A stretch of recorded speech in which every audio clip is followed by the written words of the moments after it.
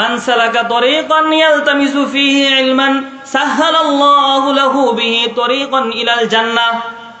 যে দ্বীনে ইলম শিক্ষা গ্রহণ করবে, দ্বীনের পথে চলবে, দ্বীনে ইলম শিক্ষা গ্রহণ করার জন্য কোন রাস্তা অবলম্বন করবে, সাহহালাল্লাহু লাহু বিহি তরিকান ইলাল জান্নাহ, এটার কারণে আমি আল্লাহ তার জান্নাতের রাস্তা সহজ করে দিব। মান খরাজা ফি তালাবিল ইলমি ফাহুয়া ফি সাবিলিল্লাহি হাত্তা ইয়ারজিআ।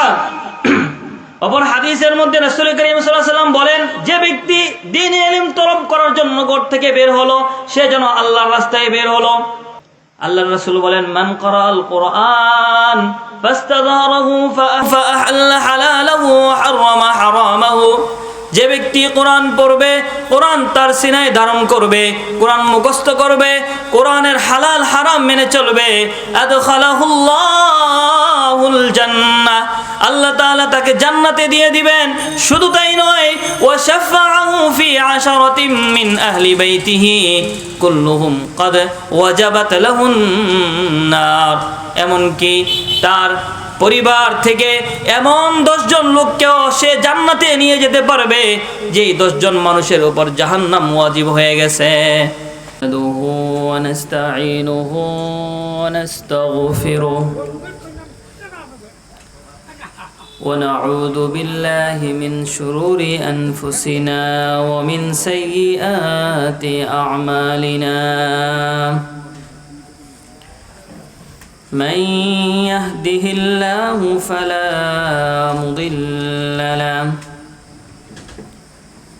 ومن يضلله فلا هادي له ونشهد أن لا إله إلا الله وحده لا شريك له ونشهد أن سيدنا وسندنا ونبينا وشفيعنا وأولانا ومولانا محمدا عبده ورسوله الذي أرسل إلى الناس كافة بشيرا ونذيرا وداعيا إلى الله بإذنه وسراجا وقمرا منيرا.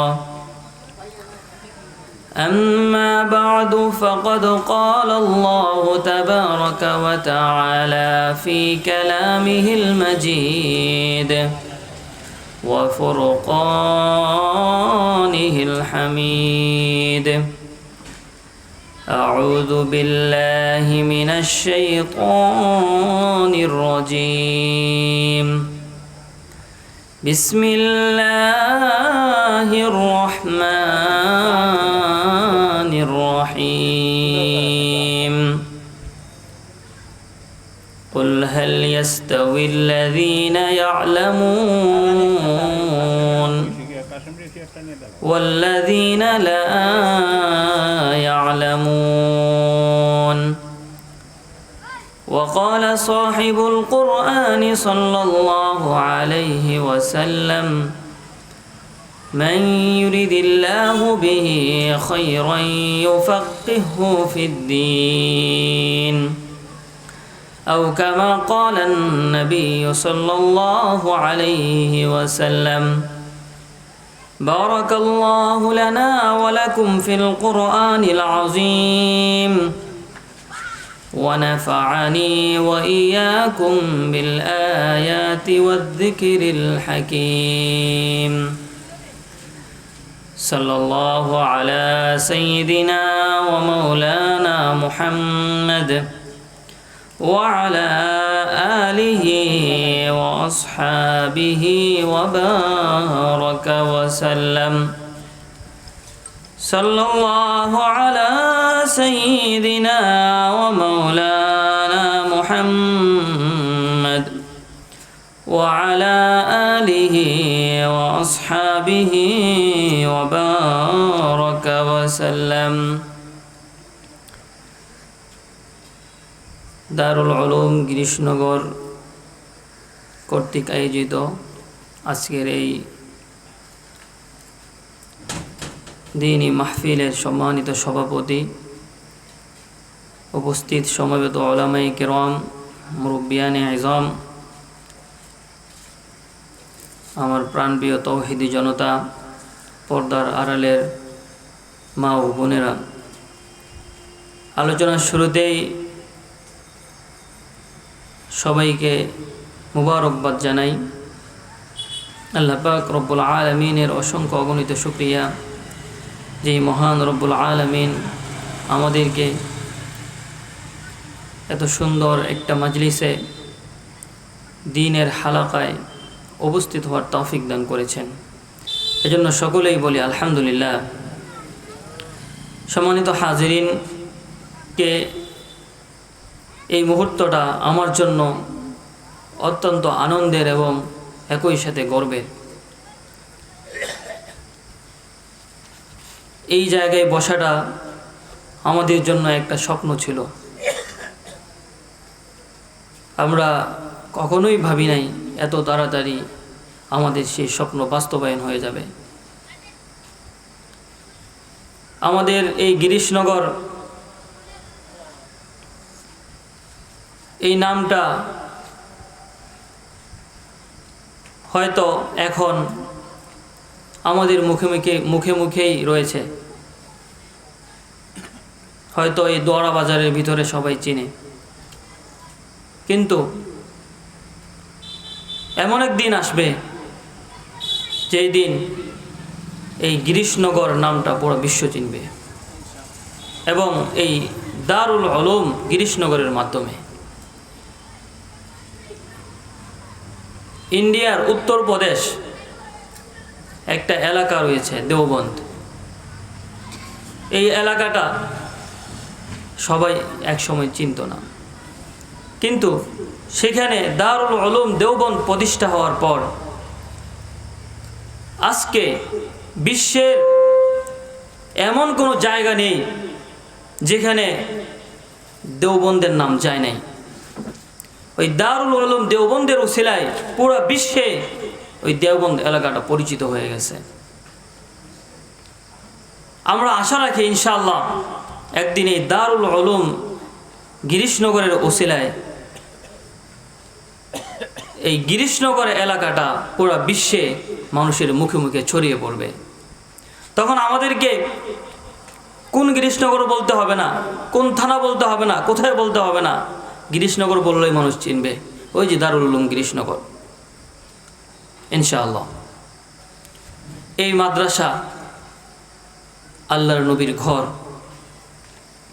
এই মাদ্রাসা দারুল উলুম গিরিশনগর এলাকায় আল্লাহর একটা রহমত।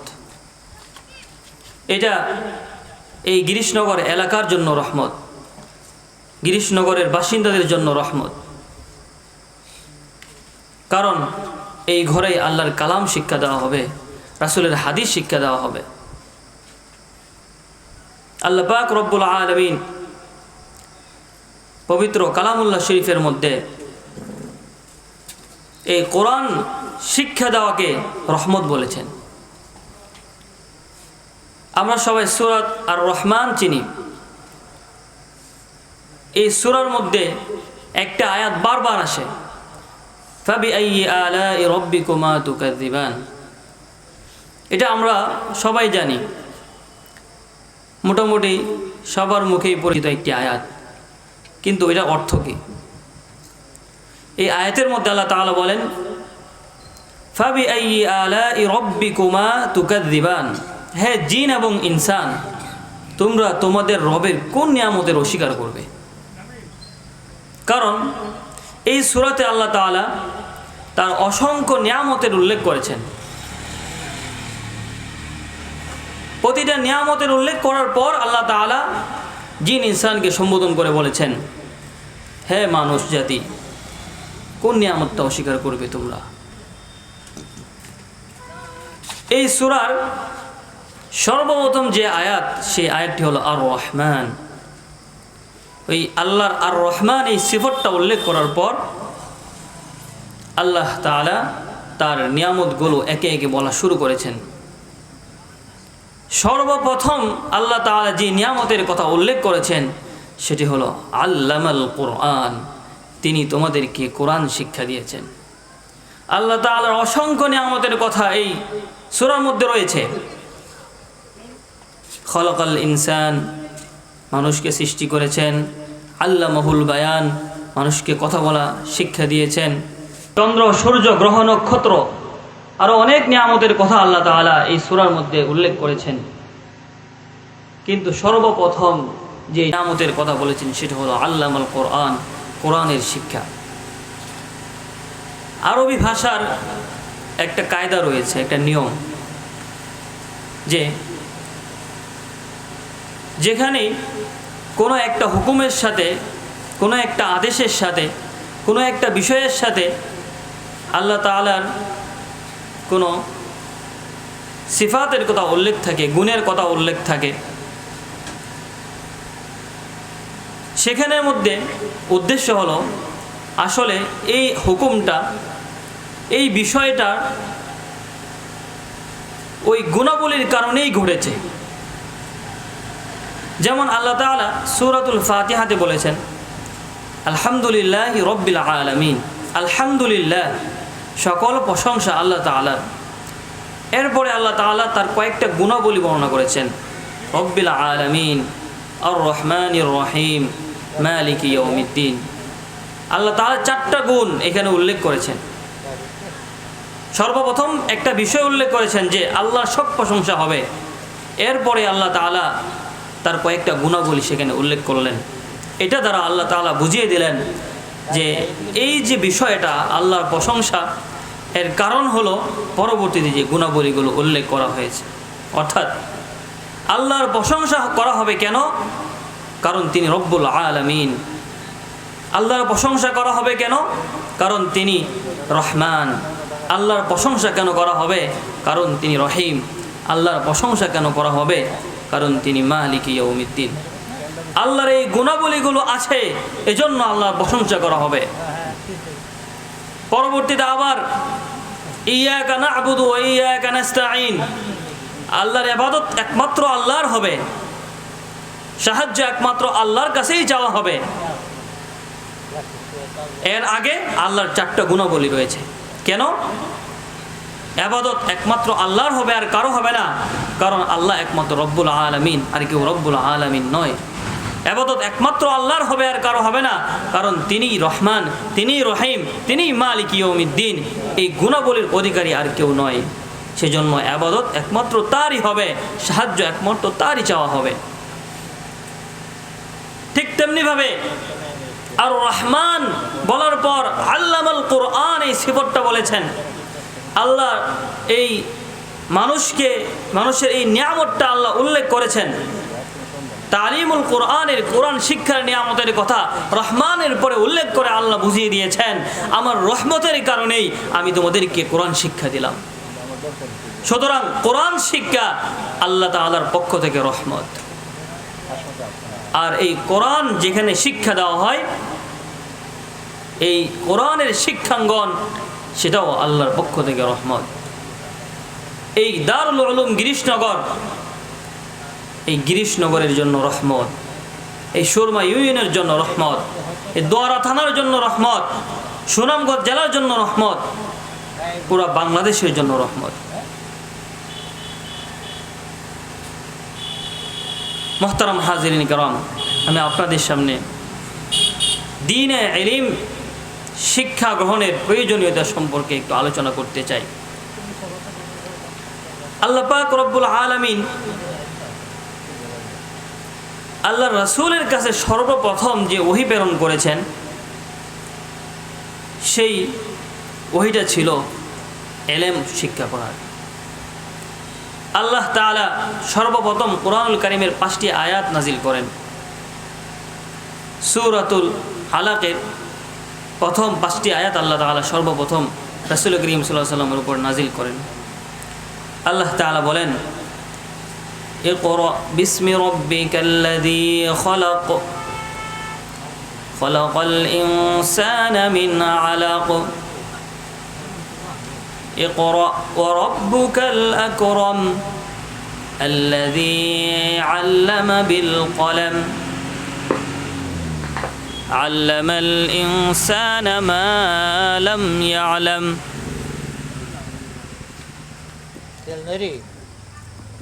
আল্লাহ পাক রব্বুল আলামিন বলেন ইকরা বিসমি রাব্বিকাল্লাযী খলাক। হে মুহাম্মদ, আপনি আপনার ওই রবের নামে পড়া শুরু করুন। আল্লাযী খলাক, যিনি আপনাকে সৃষ্টি করেছেন। খলাকাল ইনসান, যিনি মানুষ সৃষ্টি করেছেন। ইকরা ওয়া রাব্বুকাল আকরামুল্লাযী আল্লামা বিল কলাম। আপনি পড়ুন ওয়া রাব্বুকাল আকরাম, আর আপনার রব হলেন মহাদয়াশীল। আল্লাযী আল্লামা বিল কলাম, যিনি কলমের শিক্ষা দিয়েছেন, কলমের মাধ্যমে শিক্ষা দিয়েছেন। আল্লামাল ইনসানা মা লাম ইয়ালাম, যিনি মানুষকে এমন জিনিস শিক্ষা দিয়েছেন যে জিনিস সম্পর্কে মানুষ আগে জানতো না। মুহতারাম হাজিরিন ইকরাম, আল্লাহ পাক রব্বুল আলামিন সর্বপ্রথম এই 5টি আয়াত নাজিল করে পৃথিবীবাসীকে জানিয়ে দিলেন ইলম শিক্ষা করা কতটুকু গুরুত্বপূর্ণ। মানুষের সর্বপ্রথম কাজ কি হবে সেই শিক্ষাটা আল্লাহ তাআলা এই আয়াতের মাধ্যমে দিলেন। এই আয়াতগুলো সর্বপ্রথম নাজিল করে মানুষকে জানিয়ে দিলেন, হে লোক সকল, তোমরা ইলম অর্জন করো, আল্লাহর মারিফত হাসিল করো, আল্লাহকে আগে চিনো, তারপরেই তোমাদের বাকি কাজ হবে। সর্বপ্রথম তুমি আল্লাহর মারিফত হাসিল করবে, তারপরে তোমার দুনিয়ার বাকি কাজ। আর রহমান আল্লামাল কুরআন খালাকাল ইনসান। সূরাতুর রহমানের মধ্যে আল্লাহ পাক রব্বুল আলামিন সর্বপ্রথম যে নিয়ামতটা উল্লেখ করেছেন সেটা হলো আল্লামাল কুরআন, কোরআন শিক্ষা গ্রহণ। আল্লাহ তাআলা বলেন, আমি তোমাদেরকে কোরআন শিক্ষা দিয়েছি, এটা আমার একটা নিয়ামত। খলাকাল ইনসান, আমি মানুষকে সৃষ্টি করেছি। আল্লাহ তাআলা তো আগে মানুষকে সৃষ্টি করেছেন, সৃষ্টির পরে কোরআন শিক্ষা গ্রহণ। কিন্তু কোরআনুল কারীমের মধ্যে আল্লাহ তাআলা বলেন, আমি মানুষকে কোরআন শিক্ষা দিয়েছি, এরপরে বলেন মানুষকে সৃষ্টি করেছি। এই আয়াতের ব্যাখ্যায় মুফাসসিরিন কেরাম বলেন, মানুষের আগে শিক্ষা আল্লাহ পাক রব্বুল আলামিন তার মারিফত, তার ইলম, তার দ্বীনের শিক্ষাটা আল্লাহ তাআলা আগে সৃষ্টি করেছেন, তারপরে মানুষকে সৃষ্টি করেছেন, যাতে করে মানুষ এই ইলম থেকে শিক্ষা নিতে পারে, এই দ্বীন শিক্ষা গ্রহণ করতে পারে। ইলমের কথা মানুষের সৃষ্টির আগে এসেছে কেন? এই পৃথিবীতে মানুষ অভাব নাই, কিন্তু সকল মানুষ সমান নয়। আল্লাহর দৃষ্টিতে সবাই মানুষ নয়। আল্লাহর দৃষ্টিতে একমাত্র মানুষ সেই হবে যার মধ্যে কোরআনের শিক্ষা থাকবে। এই জন্য আল্লাহ পাক রব্বুল আলামিন আল্লামাল কোরআন নিয়ে এসেছেন সবার আগে। যার মধ্যে কোরআনের শিক্ষা থাকবে তাকেই মানুষ বলা যাবে। এই দ্বীন ইলম শিক্ষা করাটা কতটুকু গুরুত্বপূর্ণ সেটা কোরআনুল কারীমের আয়াতের মাধ্যমে বোঝা যায়। সাহাবায়ে কেরাম রিদওয়ানুল্লাহি তাআলা আলাইহিম আজমাইন জিহাদ ফরজ হওয়ার পর সবাই রাসূলের সাথে জিহাদে চলে যেতেন। এত আগ্রহী এবং উৎসাহী ছিলেন যে বাচ্চা শিশুরা পর্যন্ত গিয়ে বায়না ধরতো যুদ্ধে যাওয়ার জন্য। তো দেখা যায় তো কখনো কখনো পুরো মদিনার খালি হয়ে গেছে, মুসলমান কেউ নাই, সবাই যুদ্ধে চলে গেছে। তখন আল্লাহ পাক রব্বুল আলামিন কোরআনের আয়াত নাজিল করলেন। সূরাতুত তাওবার মধ্যে আয়াতটি রয়েছে, ফালাউলা নাফারা মিন কুল্লি ফিরকাতিম মিনহুম তাইফাতুল লিয়াতাফাক্কাহু ফিদ-দীন ওয়ালিয়ুনযিরু কওমাহুম ইযা রাজাউ ইলাইহিম লাআল্লাহুম ইয়াহদারুন। আল্লাহ পাক রব্বুল আলামিন বলেন, ও নবীর সাহাবারা, তোমরা সকলে যুদ্ধে চলে যেও না, মদিনা ফাঁকা করে তোমরা সবাই চলে যেও না। ফালাউলা নাফারা মিন কুল্লি ফিরকাতিম মিনহুম তাইফা, তোমাদের মধ্য থেকে একটা দল কেন থেকে যাও না, লিয়াতাফাক্কাহু ফিদ-দীন, যেন তোমরা দ্বীনের ইলম অর্জন করতে পারো, দ্বীনের শিক্ষা গ্রহণ করতে পারো। কেন দ্বীনের শিক্ষা গ্রহণ করবে? ওয়ালিয়ুনযিরু কওমাহুম ইযা রাজাউ ইলাইহিম লাআল্লাহুম ইয়াহদারুন। তোমরা এখানে থাকবে, মদিনায় থাকবে, দ্বীনে ইলম শিক্ষা গ্রহণ করবে, রাসূল থেকে শিক্ষা নিবে। আর তোমাদের যে সমস্ত ভাইয়েরা যুদ্ধে চলে গেছে, রাসূলের দার্সে বসতে পারে নাই, রাসূলের শিক্ষা গ্রহণ করতে পারে নাই, তারা ফিরে আসার পর তাদেরকে তোমাদের এই ইলমটা জানিয়ে দিবে, এই শিক্ষাটা তাদের কাছে পৌঁছে দিবে। লাআল্লাহুম ইয়াহযারুন, হয়তো এই শিক্ষা পাওয়ার পর তারা সতর্ক হতে পারবে। তো দ্বীনে ইলম শিক্ষা গ্রহণ করার জন্য আল্লাহ তাআলা বলেছেন যে যুদ্ধেও তোমাদের সবার যাওয়ার দরকার নাই, একদল যুদ্ধে যাবে, একদল তোমরা দ্বীনে ইলম অর্জন করো। যুদ্ধের উপরও সেখানে প্রাধান্য দিয়েছেন দ্বীনে ইলমকে। আমরা সবাই জানি, একটা কথা আমরা বলি যে মাটির তৈরি আদমকে তা নূরের তৈরি ফেরেশতার উপর শ্রেষ্ঠত্ব দেওয়া হয়েছে। মাটির মাধ্যমে সৃষ্টি করেছেন, সেই জন্য শ্রেষ্ঠত্ব দেওয়া হয় নাই। মাটির তৈরি আদমকে নূরের তৈরি ফেরেশতার উপর শ্রেষ্ঠত্ব দেওয়ার কারণ হলো এই ইলম। আল্লাহ পাক রব্বুল আলামিন সূরাতুল বাকারায় বলেন, وَإِذْ قَالَ رَبُّكَ لِلْمَلَائِكَةِ إِنِّي جَاعِلٌ فِي الْأَرْضِ خَلِيفَةً। স্মরণ করুন যখন আপনার রব ফেরেশতাদেরকে বলল, ইন্নী জাইলুন ফিল আরদি খলিফা, আমি জমিনের মধ্যে খলিফা সৃষ্টি করতে চাই, আমি জমিনের মধ্যে আমার প্রতিনিধি সৃষ্টি করতে চাই। তখন ফেরেশতারা আল্লাহর কাছে আপত্তি জানালো, আতাজাআলু মান ইউফসিদু ফিহা ওয়া ইয়াসফিকুদ দিমা,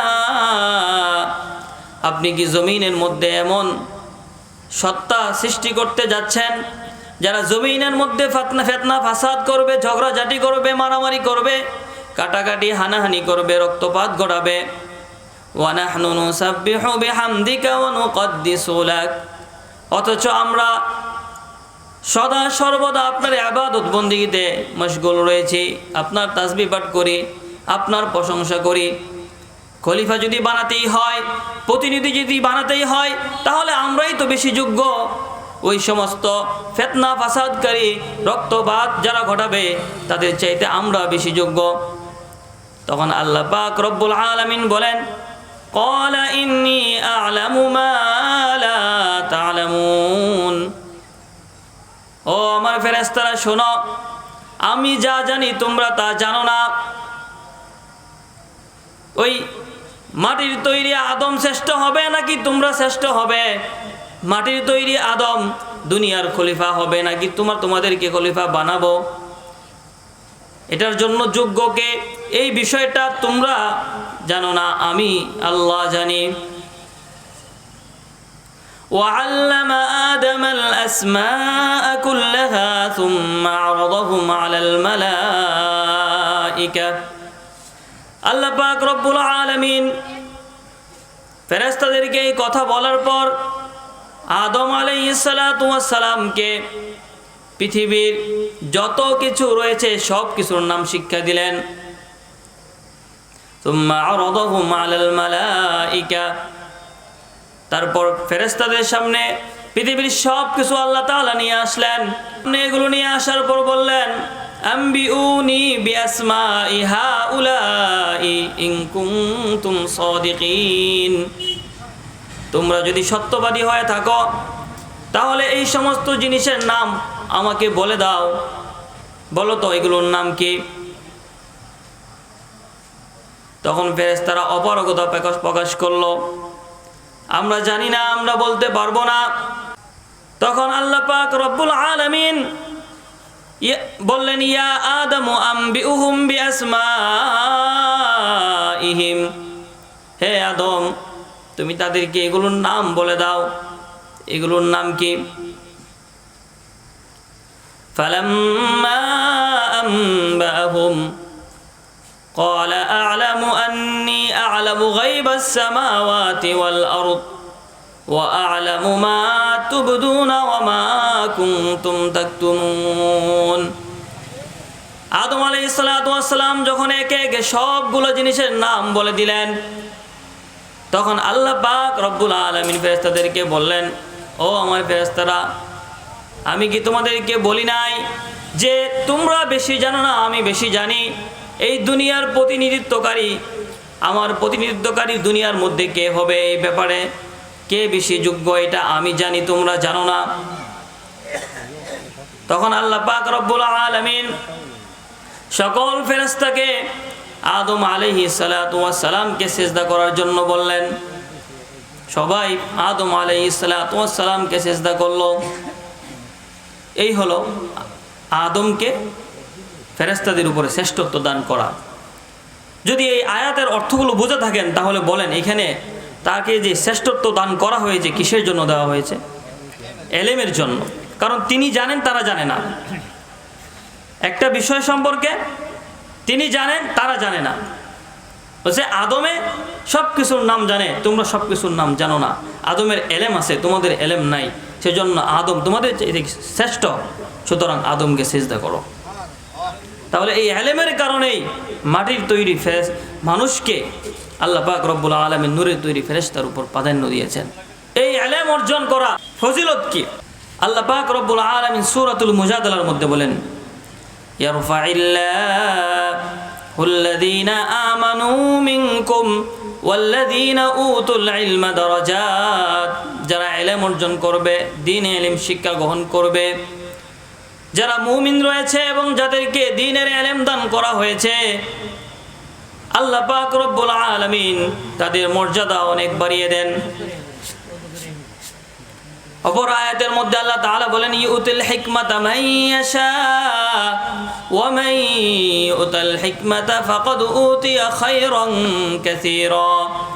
আল্লাহ পাক রব্বুল আলামিন যাকে ইচ্ছা, আল্লাহ পাক রব্বুল আলামিন যাকে ইচ্ছা হয় তাকেই দ্বীনের ইলম দান করেন, হিকমত দান করেন, প্রজ্ঞা দান করেন। وَمَن يُؤْتَ الْحِكْمَةَ فَقَدْ أُوتِيَ خَيْرًا كَثِيرًا। আর যাকে হিকমত দান করা হলো, আর যাকে ইলম অর্জন করা হলো, দ্বীনের গভীর জ্ঞান দান করা হলো, যাকে প্রজ্ঞা দান করা হলো, فَقَدْ أُوتِيَ خَيْرًا كَثِيرًا, তাকে অসংখ্য কল্যাণ দান করা হলো। রাসূল করিম সাল্লাল্লাহু আলাইহি ওয়াসাল্লাম বলেন, মান ইউরিদিল্লাহু বিহি খায়রান ইউফাক্কিহু ফিদ-দ্বীন। আল্লাহ পাক রব্বুল আলামিন যাকে কল্যাণ দিতে চান, ইউফাক্কিহু ফিদ-দ্বীন, তাকে দ্বীনের গভীর জ্ঞান দান করে থাকেন। কোরআনের আয়াতের মধ্যে আল্লাহ বলতেছেন, যাকে আল্লাহ তাআলা প্রজ্ঞা দেন তার জন্য অনেক কল্যাণ রয়েছে। যে ইলম অর্জন করবে তার জন্য অনেক কল্যাণ রয়েছে। হাদিসের মধ্যে রাসূল বলেছেন যে ইলম তলব করবে, যাকে আল্লাহ তাআলা কল্যাণ দান করতে চান তাকেই একমাত্র দ্বীনের গভীর জ্ঞান দান করেন। এই কোরআন শিখলে, এই ইলমে দ্বীন শিখলে আমাদের লাভটা কি? মূলত ইলমে দ্বীন শিক্ষা গ্রহণ করলে আমাদের কি লাভ হবে? আল্লাহ পাক রব্বুল আলামিন বলেন সূরাতুল ফাতিরের মধ্যে বলেন, ইন্নামা ইয়াখশাল্লাহা মিন ইবাদিহিল উলামা। এই পৃথিবীতে একমাত্র আল্লাহকে ভয় করে আলেমরা। এই পৃথিবীতে আল্লাহকে ভয় করে তারাই যাদের মধ্যে দ্বীনের জ্ঞান রয়েছে, যাদের মধ্যে দ্বীনের ইলম রয়েছে, দ্বীনের শিক্ষা রয়েছে। দ্বীনের শিক্ষা যাদের মধ্যে রয়েছে তারাই একমাত্র আল্লাহকে ভয় পায়। এই কথাটার অর্থ কি? দেখেন, দ্বীন এমন একটা বিষয় যার শিক্ষা মানুষের অন্তরে থাকলে, মধ্যে থাকলে মানুষের ভিতরে আল্লাহর ভয় তৈরি হয়, মানুষ সুশৃঙ্খল হয়, মানুষ সৎ হয়। আমাদের বাংলাদেশের প্রেক্ষাপটে আমরা বলি, এই বাংলাদেশে যত মানুষ ক্রাইম থেকে বিরত থাকে, অপরাধ থেকে বিরত থাকে, যত নাই দেশের আইনের জন্য হয়, এর চাইতে বেশি দ্বীনের ইলমের কারণে হয়। কারণ এই আইনের কারণে সবাই এই আইন মানতে পারে না, মানে না, আইনকে ফাঁকি দেওয়া যায়, এই আইনকে ফাঁকি দেওয়ার সুযোগ রয়েছে। যারা এই আইনের রক্ষণাবেক্ষণ করে তারাই এই আইনের লঙ্ঘন করে। একজন পুলিশ অফিসার, তার দায়িত্ব হলো আইনকে বলবৎ রাখা, আইন অনুযায়ী তার এরিয়া এলাকা চালানো। তো সেই পুলিশ অফিসার যখন ঘুষ খাবে তখন আইন জায়গায় থাকবে? তো এই আইন অনুযায়ী যদি মানুষ চলতো, সুশৃঙ্খল থাকতে পারত, কিন্তু সবাই আইনের উপরে চলে না, যার কারণে মারামারি, হানাহানি, কাটাকাটি বন্ধ হয় না। কিন্তু কিছু মানুষ আছে যারা অপরাধ থেকে অনেক দূরে, যারা অপরাধের ধারে কাছেও যায় না, তারা হলো যাদের মধ্যে ইলমে দ্বীন রয়েছে, দ্বীনের শিক্ষা রয়েছে। কারণ দ্বীনে শিক্ষা থাকার কারণে তার অন্তরের মধ্যে গেঁথে গেছে যে আমি যে কাজই করব আমার আল্লাহ তা দেখবেন, আমি যে অপরাধী করব আমার আল্লাহ সেটা দেখবেন, তখন সে অপরাধ করবে না।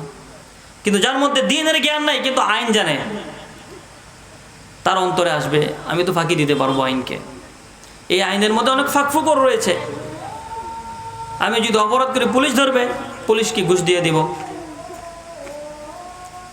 আমাকে আদালতে নেওয়া হবে, বিচারককে ঘুষ দিয়ে দিব, সে সুযোগ রয়েছে, ফাঁকি রয়েছে। কিন্তু যে দ্বীনে ইলম অর্জন করেছে সে জানে যে আমার আল্লাহকে ফাঁকি দেওয়া সম্ভব না। এজন্য আল্লাহ তাআলা বলেন ইন্নামা ইয়াখশাল্লাহা মিন ইবাদিহিল উলামা, আল্লাহকে একমাত্র সেই ভয় পা যার মধ্যে দ্বীনে ইলম রয়েছে, দ্বীনের শিক্ষা রয়েছে। সময় শেষ হয়ে যাচ্ছে, অল্প দুই একটা কথা বলে শেষ করে দেব ইনশাআল্লাহ। মুহতারাম হাজিরিন, রাসূল করিম সাল্লাল্লাহু আলাইহি সাল্লাম বলেন তলাবুল ইলমি ফরিইদাতুন আলা কুল্লি মুসলিম, দ্বীনি ইলম শিক্ষা গ্রহণ করা প্রত্যেকটা মুসলমানের জন্য ফরজ। আপনার জন্য মুসলমান হিসেবে কি হালাল, কি হারাম, কি করণীয়, কি বর্জনীয়, এই সমস্ত জিনিস সম্পর্কে অবগত হওয়া ফরজ। আপনার নিজের জন্য ফরজ, আপনি নিজে শিখতে হবে এবং আপনার সন্তানকে শিক্ষা দেওয়া আপনার দায়িত্ব। ও আনফুসাকুম ওয়া আহলিকুম নারা, আল্লাহ তাআলা বলেন তোমরা নিজেরা জাহান্নামের আগুন থেকে বাঁচাও এবং তোমার সন্তানদেরকেও জাহান্নামের আগুন থেকে বাঁচাও। যদি সন্তানকে কোরআনের শিক্ষা না দেন, যদি সুপথে আনতে না পারেন, কিয়ামতের দিন এই সন্তান আল্লাহ পাকের দরবারে আপনার নামে নালিশ করবে। আল্লাহ পাক রব্বুল আলামিন সূরাতুল আহজাবের শেষে বলেন وقالوا ربنا إنا أطعنا سادتنا وكبراءنا فأضلونا السبيلا। কিয়ামতের দিন জাহান্নামীরা যখন জাহান্নামে চলে যাবে, জাহান্নামে যাওয়ার পর বিভিন্ন অজর আপত্তি পেশ করবে, আল্লাহ পাক রব্বুল আলামিনের কাছে বিভিন্ন বিষয়ে আলোচনা করবে। এর মধ্যে একটা কথা তারা বলবে, হে রব্বুল আলামিন, দুনিয়াতে আমি জন্মগ্রহণ করেছিলাম, আমার মা বাবা ছিল, আমার অভিভাবকরা ছিল, ইন্না আতা'না সাদাতানা, আমি আমার অভিভাবকদের অনুসরণ করেছিলাম, আমি আমার অভিভাবকদের কথা মতো চলেছিলাম। আমার অভিভাবকরা আমাকে যা বলেছে তাই করেছি, যেখানে যেতে বলেছে সেখানে গিয়েছি, যে শিক্ষা গ্রহণ করতে বলেছে সেই শিক্ষা গ্রহণ করেছি। ফাআদাল্লুনা সাবিলা, কিন্তু আফসোস তারা আমাদেরকে সঠিক শিক্ষাটা দিতে পারে নাই। তাদের অনুসরণ করার কারণে দুনিয়াতে আমি বিপদে ছিলাম, কোরআনের পথে চলি নাই, কারণ তারা আমাকে কোরআনের শিক্ষা দেয় নাই। পৃথিবীতে আরো যত শিক্ষা আছে সেই সমস্ত শিক্ষা তারা আমাদেরকে ঠিকই দিয়েছে, কিন্তু ওই দিন দুনিয়াতে তারা আপনার কোরআন আমাদের হাতে তুলে দেয় নাই, আপনার কোরআনের শিক্ষা দেয় নাই, মসজিদে পাঠায় নাই, মক্তবে পাঠায় নাই, আল্লাহর কোরআন হাতে তুলে দেয় নাই, আলেম উলামাদের কাছে পাঠায় নাই। ফাআদাল্লুনা সাবিলা, যার কারণে দুনিয়াতে তাদের কথা শুনতে গিয়ে, তাদের অনুসরণ করতে গিয়ে আমরা বিপদে চলে গিয়েছি, যেই কারণে আজকে আমাদেরকে এই অবস্থায় উপনীত হতে হয়েছে, যেই কারণে আজকে আমরা জাহান্নামবাসী হয়ে গেছি। কিয়ামতের দিন আপনার এই সন্তানগুলোই, আপনার অধীনস্থ লোকেরাই আল্লাহর কাছে নালিশ করবে, আমার মা বাবা, আমার আত্মীয় স্বজন, আমার অভিভাবক আমাকে কোরআন শিক্ষা দেয় নাই, যে কারণে আজকে আমাকে বিপদে আসতে হয়েছে। দুনিয়াতে আমি সঠিক রাস্তা পাই নাই, যার কারণে আজকে আমি জাহান্নামের অধিবাসী হয়ে গেছি। রব্বানা আতিহিম দিআফাইনি মিনাল আযাব, হে আল্লাহ, কোরআন না মানার কারণে, কোরআন শিক্ষা গ্রহণ না করার কারণে, দ্বীনি ইলম শিক্ষা গ্রহণ না করার কারণে আজকে আমাদেরকে যে আযাব আপনি দিবেন, যে আযাবের সম্মুখীন আমরা হব, আমাদের মা বাবাকে, আমাদের অভিভাবককে এর চাইতে দ্বিগুণ শাস্তি আপনি দিন। আজকে আমাদেরকে যে আযাব দিবেন, আমাদের অভিভাবককে এর চাইতে ডাবল শাস্তি দিন।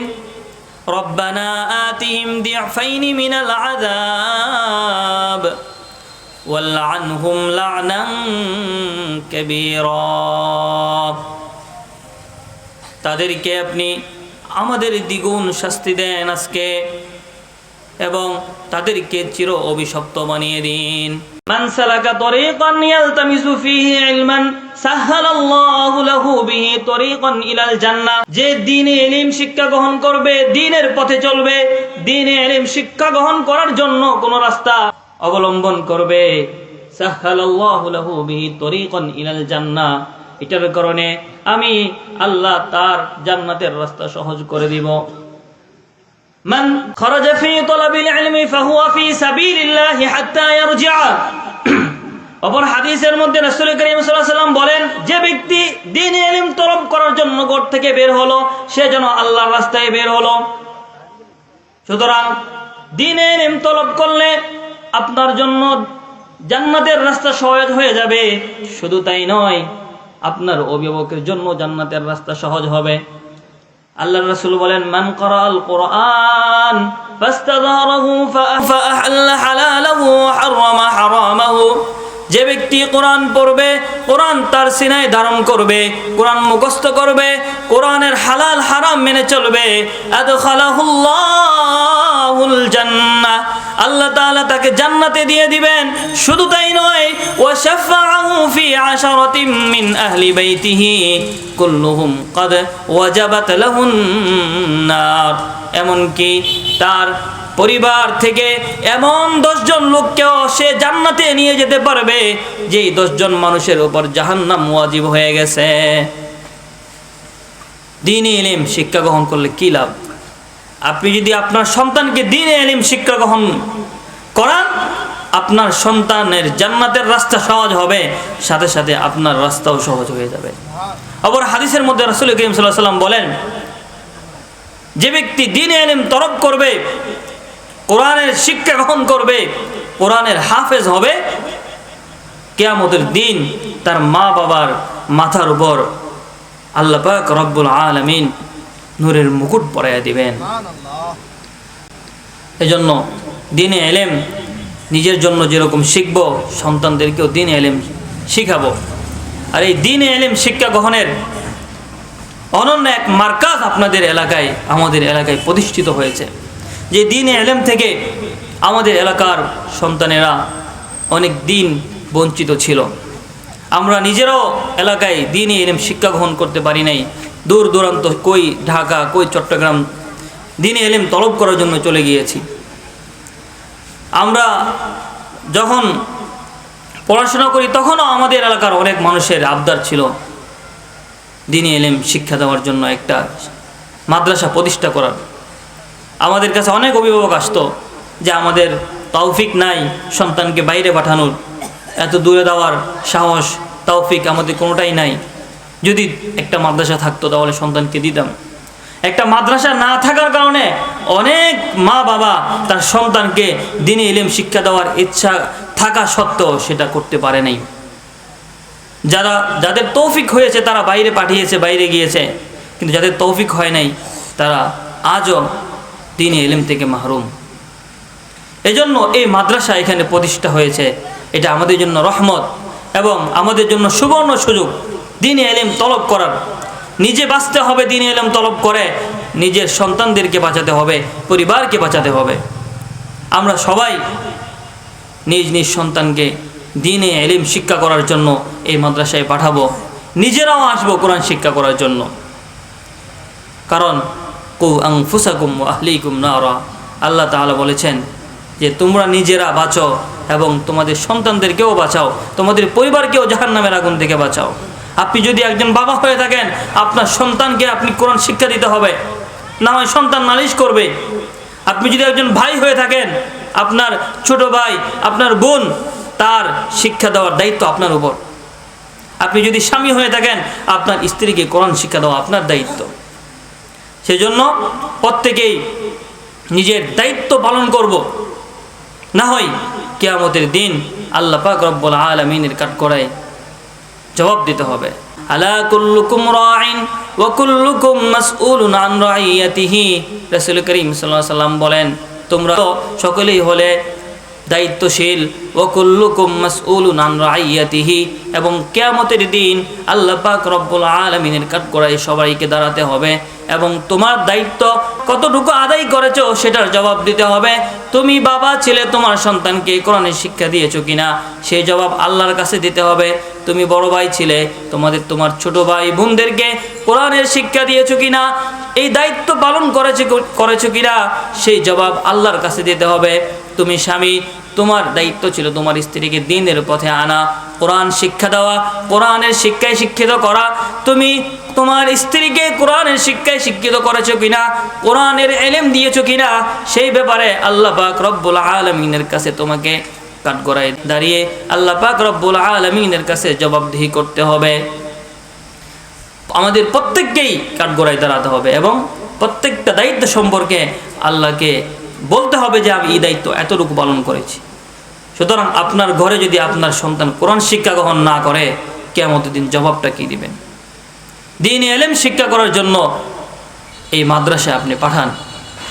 আপনার ঘরে যেন কোনোদিন কোরআন তেলাওয়াত মিস না হয়। আল্লাহ রাসূল বলেন যে ঘরের মধ্যে কোরআন তেলাওয়াত হয় না, যে ঘরের মধ্যে কোরআন তেলাওয়াত হয় না সেই ঘরটা একটা বিরান ভূমি, এটা একটা কবরস্থানের মতো। তোমাদের ঘরকে তোমরা কবরস্থান বানাইও না, ঘরের মধ্যে যেন প্রতিদিন কোরআন তেলাওয়াত হয়। সুতরাং কোরআন তেলাওয়াত জারি করতে হলে আগে কোরআন শিখতে হবে, কোরআন শিখতে হবে, কোরআন পড়তে হবে, কোরআনের উপর আমল করতে হবে। আল্লাহ পাক রব্বুল আলামিন আমাদের সবাইকে দ্বীনে ইলম অর্জন করার তৌফিক দান করেন এবং আপনারা সবাই এই মাদ্রাসার পাশে থাকবেন। আপনারা পাশে ছিলেন, এই জন্য অল্প সময়ে আমরা এত সুন্দর একটা দৃশ্য দেখতে পাচ্ছি। এটা এই অল্প সময়ে সম্ভব হতো না যদি আপনারা পাশে না থাকতেন। একজনে ঘর বানালেও এত সহজে এত তাড়াতাড়ি বানাতে পারে না, সময় যায়, অনেক কিছু ব্যাপার স্যাপার রয়েছে, কিন্তু আমাদের এলাকার মানুষেরা পাশে ছিল, যার কারণে অল্প কিছু সময়, মাত্র ওই কয়েকদিন আগেও এখানে একটা খালি একটা ময়দান ছিল, অথচ আল্লাহ একটা ঘর বানিয়ে দিয়েছেন অল্প সময়ে। তো আল্লাহর দিনের কাজ কেউ কোনোদিন আটকাতে পারে না। আপনি পাশে থাকেন বা না থাকেন, আল্লাহর দিনের কাজ কখনো বিরত থাকবে না। আপনি নিজে এটাতে শরিক হতে পারলেন কিনা সেটা আপনার সৌভাগ্য। যদি আমি এখানে শরীক থাকতে পারি এটা আমার সৌভাগ্য।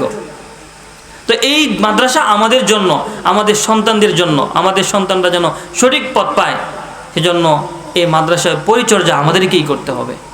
আল্লাহ পাক রব্বুল আলামিন আমাদের সবাইকে এই মাদ্রাসার পাশে থাকার তৌফিক দান করেন। আসসালামু আলাইকুম ওয়া রাহমাতুল্লাহি ওয়া বারাকাতুহু।